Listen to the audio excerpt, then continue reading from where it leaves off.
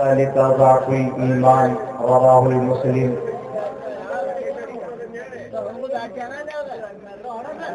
In the name of Allah, the most gracious, the most merciful, all praise and thanks are Allah, the Lord of the Alameen, mankind, jinn and all that exists. You honor only that ruling judge, the day of recompense, it means the day of resurrection.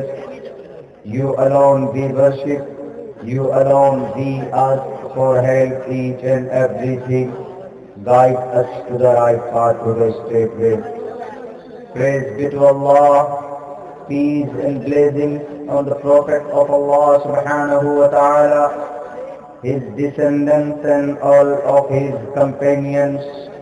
I seek refuge in Allah from Satan, the rejected and accursed.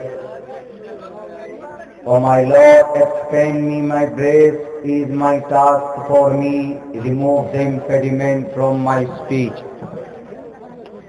so they may understand what I say.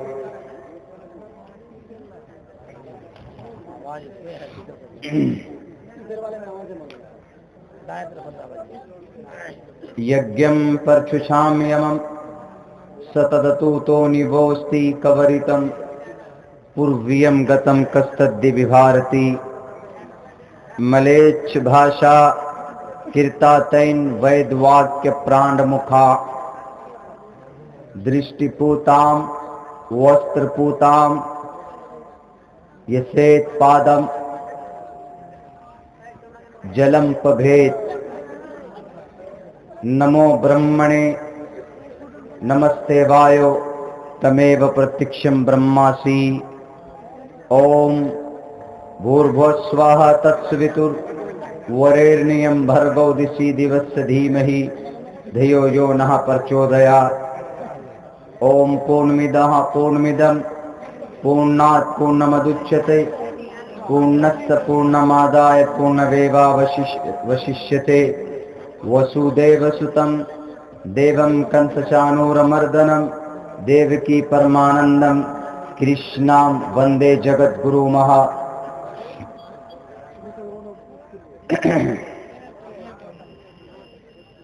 मोहतरम सामईन किराम, stage पर तशरीफ फरमा हजरात, उलमाए किराम, पर्दे में तशरीफ फरमा हमारे समाज के माँ और बहनों, आज दिसंबर की 6 तारीख और 6 दिसंबर की तारीख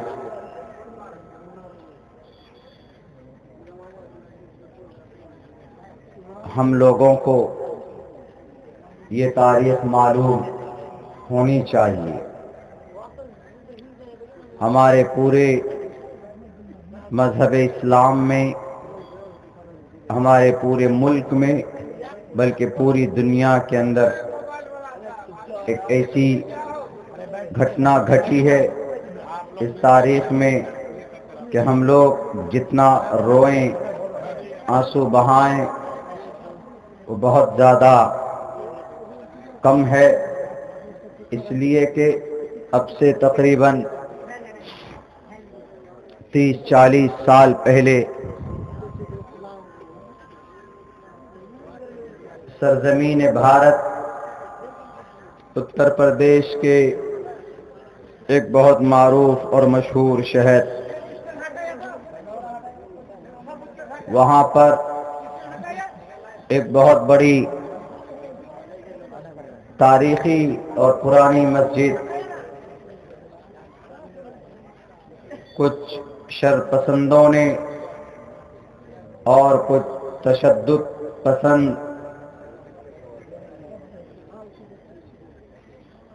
ताकतों के जरिए से बड़ी बेरहमी के साथ और कुछ बड़े लीडरों के इशारे पर एक धार्मिक स्थल, इबादतगाह, एक बहुत पुरानी मस्जिद 1527 या 1528 में जिसको इस्टेब्लिश्ड की गई और जिस उस मस्जिद को बनाई गई। वो मस्जिद बड़ी बेरहमी के साथ 6 दिसंबर 1992 को उसको डेमोलिश, उसको शहीद कर दिया जाता है, उसको तोड़ दिया जाता। एक बहुत ही दुखद घटना वजूद में लाया गया। वजूद में आया नहीं, बल्कि जानबूझकर उस हादसा और उस वाक़ये को कराया गया। मेरे भाइयों, हम लोग भी इसमें जिम्मेदार हैं। हम कलमा पढ़ने वाले भी इसके जिम्मेदार हैं। ऐसे हम लोग नहीं भाग सकते। अल्लाह कल क़यामत में इस हादसे के बारे में, इस वाक़ये के बारे में हमसे ज़रूर सवाल करेगा। हमारी ही बेतवज्जुही की वजह से और हमारी ही रूगर्दानी की वजह से अल्लाह तबारक व तआला दूसरी कौमों के ज़रिए से वो अपने दीन की बुलंदी का, अपनी शरीयत के कन्वे का, तबलीग का, इशाअत का काम लेंगे। हमारे नज़रों के सामने हमारी मस्जिदें, हमारे मदरसे और हमारे तालीम गाह और हमारी टोपी, दाढ़ी और हमारी शनाख्त को मिटाने की पूरी कोशिश की जाती है। हमारे रोंगटे नहीं खड़े होते। यहाँ तक कि जहाँ जहाँ हमारे, जिन्हें हम मक्खन बनाकर चुनकर भेजते हैं, जिसे हम विधानसभा के नाम, उस जगह पर, हर जगह का एक विधानसभा हर स्टेट का होता है, जहाँ पर एमएलएज लोग बैठते हैं, सवाल जवाब अपने उस गवर्नमेंट से करते। वहाँ पर बाज़ाब्ता तौर पर अब जबरदस्ती राष्ट्रीय गीत, राष्ट्रीय सॉन्ग, राष्ट्रीय एंथम के बजाय राष्ट्रीय गीत गाया जाता है। जो पढ़ना जरूरी है वो नहीं पढ़ते, बल्कि जो पढ़ना जरूरी नहीं है वो वहां पर पढ़ा जाता। मैं इसके ऊपर बाज़ाब्ता तौर पर तकरीर करूंगा कभी, लेकिन अभी मैं इतना बता देना चाहता हूं कि जन मन गण अधिनायक जय है भारत भाग्य विधाता, टू द एंड, आखिर तक। मैं कभी मौका लगेगा तो पूरा पढ़ूंगा। इसको नेशनल एंथम यानी इसको राष्ट्रगान बोलते हैं। जब ये पढ़ा जाता है तो हर भारतीय को इसके पढ़ते समय कहीं पर पढ़ा जा रहा हो तो खड़े होकर उसको सम्मान देना जरूरी होता। कानूनन अगर कोई सम्मान न दे, इसका अपमान करे, तो उसके ऊपर कानूनी कार्रवाई की जा सकती। लेकिन अगर उसी के साथ में राष्ट्रीय गीत गाया जाता है, राष्ट्रीय गीत क्या है? वंदे मातरम। ये राष्ट्रीय गीत है, वो राष्ट्रगान है। ये नेशनल एंथम है, वो नेशनल एंथम है और ये नेशनल सॉन्ग है। इसका पढ़ना जरूरी नहीं है, उसका पढ़ना जरूरी है।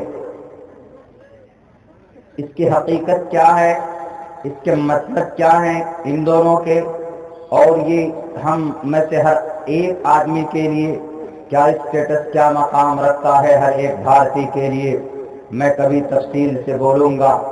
लेकिन मैंने, चूंकि बात यहाँ पर हमारे बहुत पुराने शहीद मस्जिद की आई और उस पे उन लोगों का हाथ है जिन्हें हम चुनकर अपना लीडर बनाकर उनको कुर्सी इक़्तिदार पर बिठाते और वो लोग वहां पर जाकर फोर्स करते हैं इस तरह के कलिमात को पढ़ने पर। वो एक अलग मौज़ूअ है।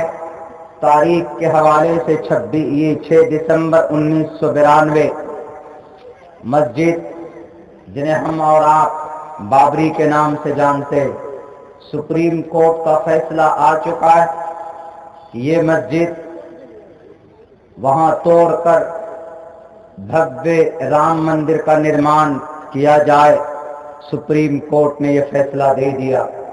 सुप्रीम कोर्ट के उस जज का नाम जिन्होंने यह फैसला सुनाया, रंजन गोगोई साहब, वो राज्यसभा के मेंबर बन गए। न मालूम किस दबाव में यह फैसला दिया गया। सबूत, कानूनी शवाहिद की बुनियाद पर जो भी फैसले आए, भारत के मुसलमानों ने, हम लोगों ने उसको एक्सेप्ट किया।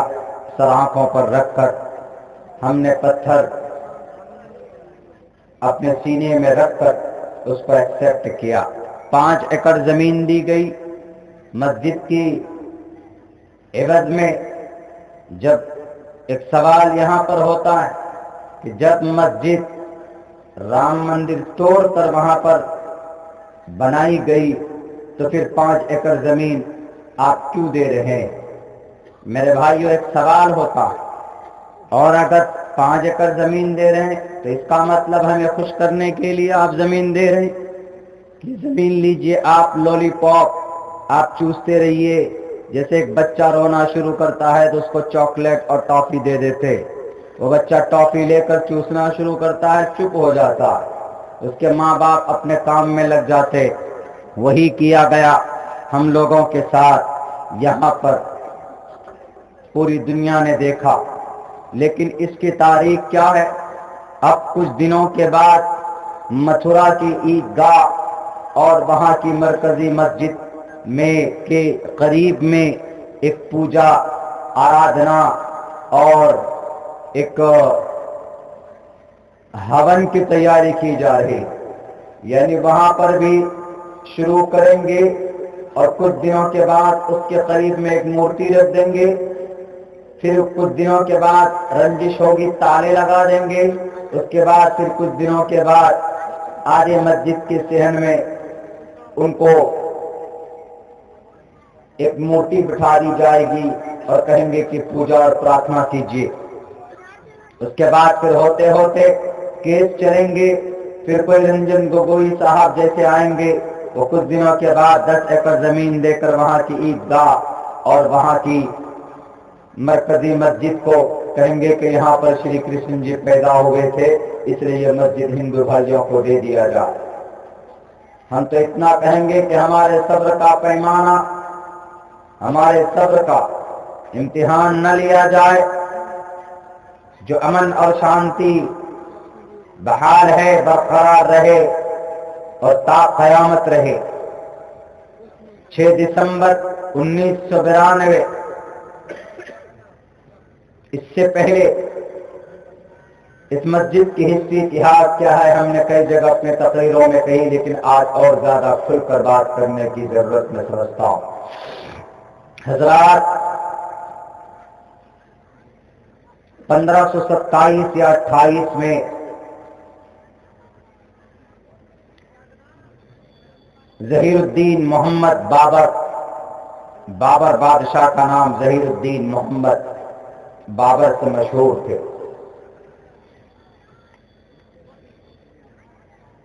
उत्तरी भारत, शुमाली भारत में जब उन्होंने कब्जा किया, उनके एक सिपहसालार जिनका नाम मीर बाकी, उन्होंने अयोध्या, फैजाबाद, इधर अयोध्या है बिल्कुल मिला हुआ फैजाबाद, और अयोध्या शहर का जिला फैजाबाद है। लेकिन जब लाल बुजक्कर आए तो लाल बुजक्कर जी फैजाबाद जिला को बदलकर अयोध्या को जिला बना दिया और फैजाबाद को उसके अंदर कर दिया। बड़ा अफसोस हुआ हालांकि जो फैसिलिटीज हैं, जो पॉपुलेशन है और जो ज्यादा हकदार है डिस्ट्रिक्ट का, जिले का, वो फैजाबाद है। लेकिन दुश्मनी और अदावत, जाफरानी रंग वाले लाल बुजक्कर साहब, उन्होंने पेट में इतना दर्द हुआ, उनको तसल्ली ही नहीं मिली, उन्होंने फौरन कहा कि नहीं, अयोध्या को जिला घोषित करो, फैजाबाद से सम्मान छीन लो। फैजाबाद एक मुस्लिम नाम, अयोध्या एक नॉन मुस्लिम नाम, वो समझते हैं, इसलिए उन्होंने ऐसा किया।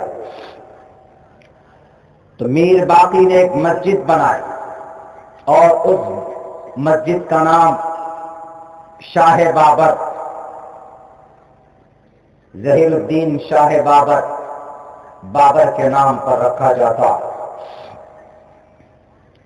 जब वो मस्जिद बनाई जा रही थी तो उस वक्त 1528 से पहले मर्यादा पुरुषोत्तम के ऊपर एक किताब लिखी जा रही थी। उस किताब का नाम तुलसीदास रामायण, तुलसीदास लिख रहे थे। कहां पर बैठकर? वहीं अयोध्या में बैठकर लिख रहे थे। उनकी मौजूदगी में अगर मीर बाकी किसी मंदिर को तोड़कर मस्जिद बना रहे तो तुलसीदास से बड़ा कोई राम भक्त नहीं था उस जमाने में। वो तुलसीदास रामायण को लिखना बंद करके सबसे पहले मीर बाकी के खिलाफ आवाज बुलंद करते, आवाज उठाते और उनको मुजरिम करार दिया जाता, उनके ऊपर कानूनी कार्रवाई की जाती उस वक्त के कानून के हिसाब। लेकिन नहीं, कोई तज़किरा नहीं। रामचरितमानस लिखा जा रहा है तुलसीदास के जरिए वहीं पर अयोध्या में बैठकर, और इधर मीर बाकी कैसे भव्य राम मंदिर को तोड़कर, उसको डेमोलिश करके, उसको गिराकर वहां कैसे एक मस्जिद बनाई जा रही है और वो खामोश हैं। इट वॉज इम्पॉसिबल, काबिल एक्सेप्ट बात ही नहीं थी।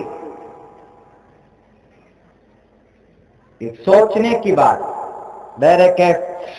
एक तो बात ये पॉइंट, जब ये मस्जिद बनी, बनकर तैयार हो गई, नमाज पढ़ रहे थे लोग, सबसे पहला एलिगेशन, पहला झगड़ा 1853 ईस्वी को शुरू होता। अयोध्या के जो वहां पर हमारे हिंदू भाइयों की तंजीमें थी उस वक्त की, 1853 अभी मुल्क आजाद नहीं हुआ। 1853 में जब झगड़ा शुरू हो गया, वही बाबरी मस्जिद का और राम मंदिर का शोषा छोड़ा गया कि देखो तुम्हारे राम मंदिर को तोड़कर यहां पर बाबरी मस्जिद बनाई गई। 1853। उसके बाद फिर होते होते 1859 का जमाना जब आया, जैसे ही तो ताजी इंग्लैंड ब्रिटिश गवर्नमेंट के जो रूलर था, उसने हिंदू मुसलमानों के झगड़े को सॉल्व करने के लिए उन्होंने एक डिसीजन लिया। उन्होंने कहा कि भारत के लोगों, तुम लोग झगड़ा मत करो, क्योंकि वो जानता था कि जब ये झगड़ेंगे इंतशार पैदा होगा। इसीलिए उन्होंने डिसाइड किया कि